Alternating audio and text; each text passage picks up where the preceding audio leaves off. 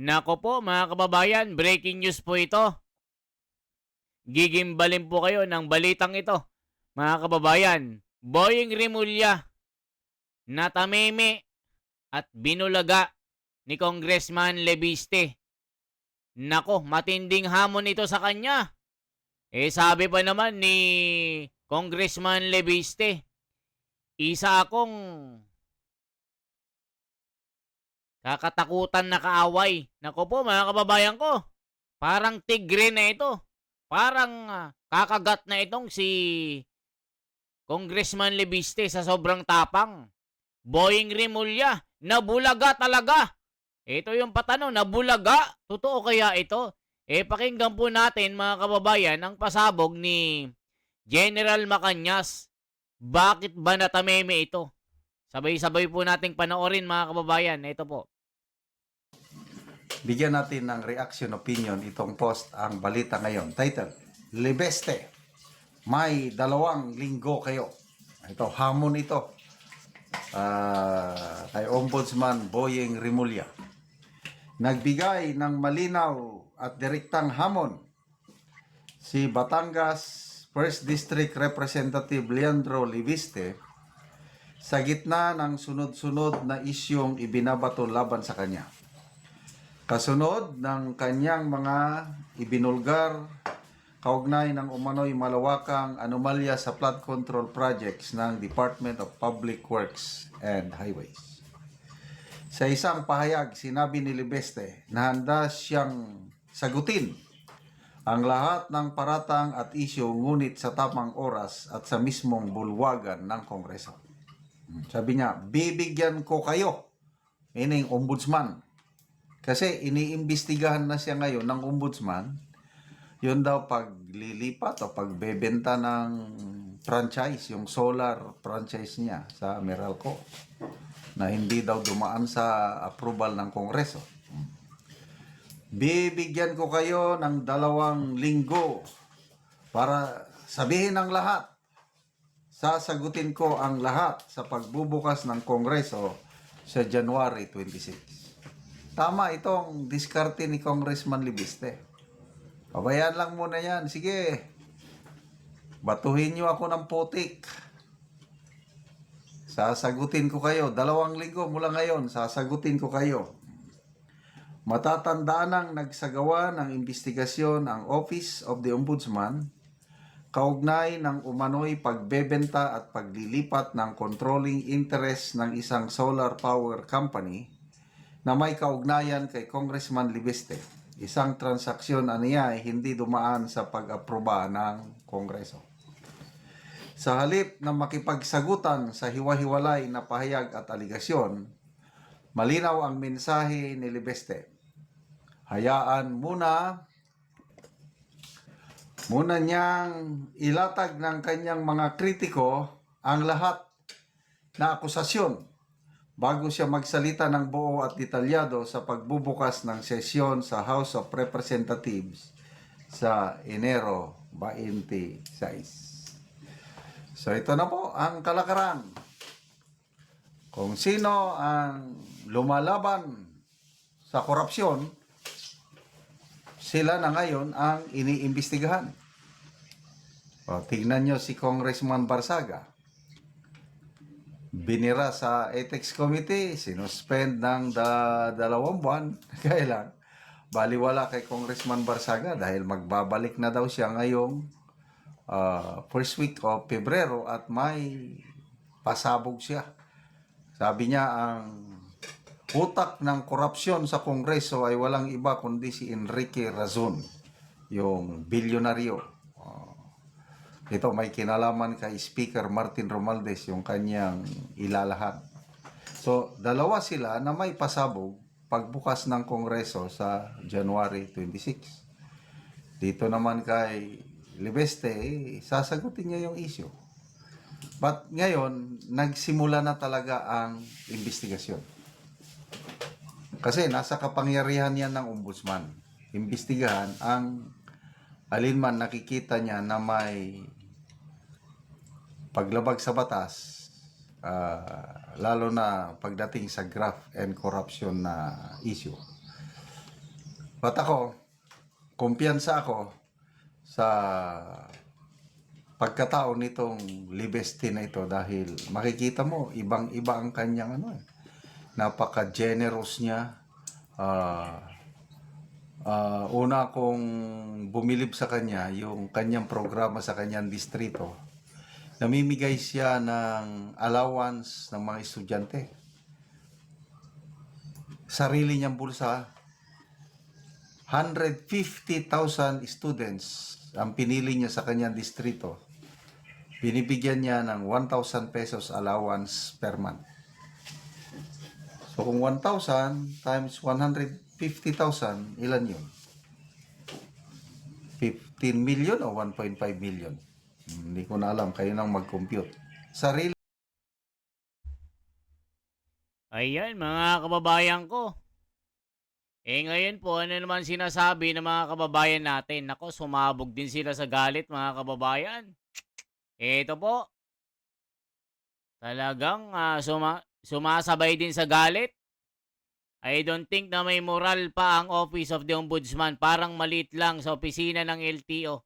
Hala ka. I will support these three gentlemen, Mr. Labiste, Mr. Barsaga, Mr.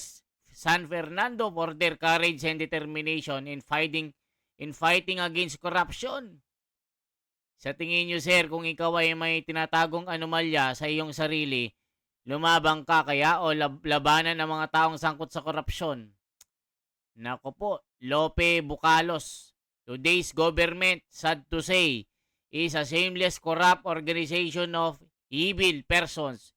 We will await the response of the people against this evil menace in our society. Nako po. Korap kasi ang demonyong bonjing na yan, kaya ang laban sa korap ang ipapakulong. Yan yung mga komento. Grabe talaga. Mabuhay ang mga DDS ang maisog. Mabuhay ang pamilya Duterte. Ayan po. Sana tularan nila si Kong Lebisi at Kong Barsaga. Grabe, sikat ang mga batang ito. Yun nga ang tanong, ano ang magandang nagawa ng present administration sa taong bayan? Ang magnakaw? Ngunit hindi iniimbestigan at hindi kinakasuhan? Halaka. May ombudsman, hindi yung corruption ang ayusin niya. Ghost project. Grabe talaga, mga kababayan. Ito na ang katapusan ng mga magnanakaw. Nako po. Ito na ang katapusan ng mga magnanakaw. Sabi ni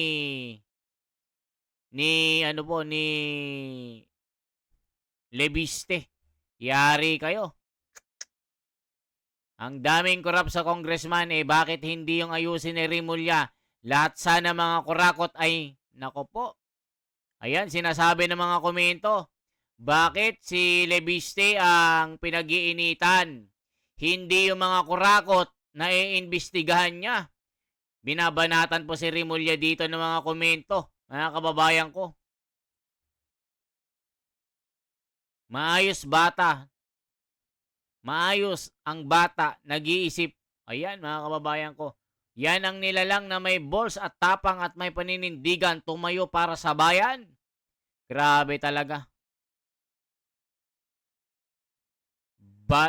Bala mag-alsa na ang taong bayan sa ginagawa ninyo, sir. Hindi takot ang mamayan. Magandang araw po, General. Grabe talaga. Bakit kaya ang gobyerno natin ayaw nila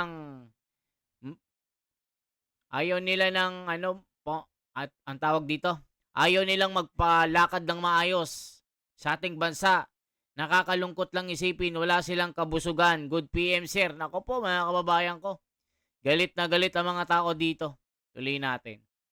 niyang bulsa. So batang-bata ito, bilyonaryo na. At yun na nga, yung kanyang kita, income niya is dito sa solar company na yun na, parang ibinenta niya sa Meralco. Tama ba? I'm not sure kung, Meralco. At ito ngayon, ang issue ngayon laban kay Congressman Libeste dahil national franchise yan. Dapat humiling muna siya ng approval sa Kongreso bago niya gawin yun. So, yun. Maliban sa investigasyon ng ombudsman, sasagutin lahat ni Congressman Libeste ang issue 2 weeks from now. Kaya sige, magpakasaya kayo. Sabihin nyo na lahat.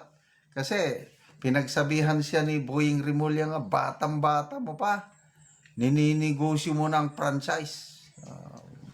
Para kang hindi Pilipino, parang ganun. Mahiya ka naman. Ay, nako, kung sino pa. Basta nakikita ko, malayo ang mararating itong dalawang batang ito. Tatlo, sabihin na lang natin tatlo. Barsaga, Libeste, at saka itong si Eli San Fernando. Tinatagurian na nga silang mga modern day gomborsa. Yung tatlong pare na binitay ng Makastila, Gomez, Burgos, Zamora. Ito ngayon silang tatlo. May nakita kong post. Ganda ng nila dahil walang takot na nagsasalita laban sa katiwalian ng administrasyong ito.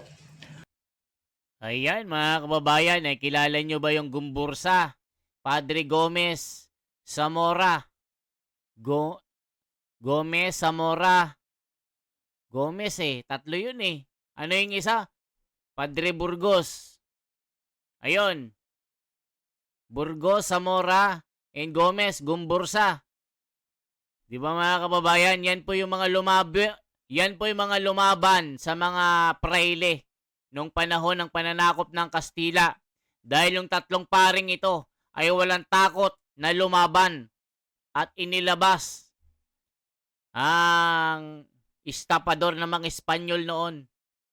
So ngayon po itong tatlo, si Libeste, Barsaga, at si San Fernando. Dahil matatapang po sila at talagang wala silang takot na ilabas ang kanilang mga hinanaing laban sa gobyernong ito dahil puro kurakot. Matindi po ito mga kababayan. Talagang labanan po ito. So, kung umabot ka sa bidyong ito, ay maaaring magkomento kayo ano masasabi nyo dito sa banat po ni Libeste na talagang itong si Boying Rimulya ay nauga sa pasabog ni Congressman Libeste. At dito kay Congressman Kiko Barsaga ay malapit na po siyang bumalik sa Kongreso at meron siyang pasabog na dala-dala na akala mo tone-toneladang pasabog na mabubulgar dito. Meron siyang tinutukoy na oligarko na utak ng korupsyon. Grabe talaga mga kababayan. Isang like, isang share po at isang subscribe. This is the Wonders Philippines for transparency, for a better democracy. At i-like nyo, i-share nyo yung video ito. At sabihin nyo kung anong lugar po kayo nanonood at mag-comment. Okay po? Salamat at mabuhay.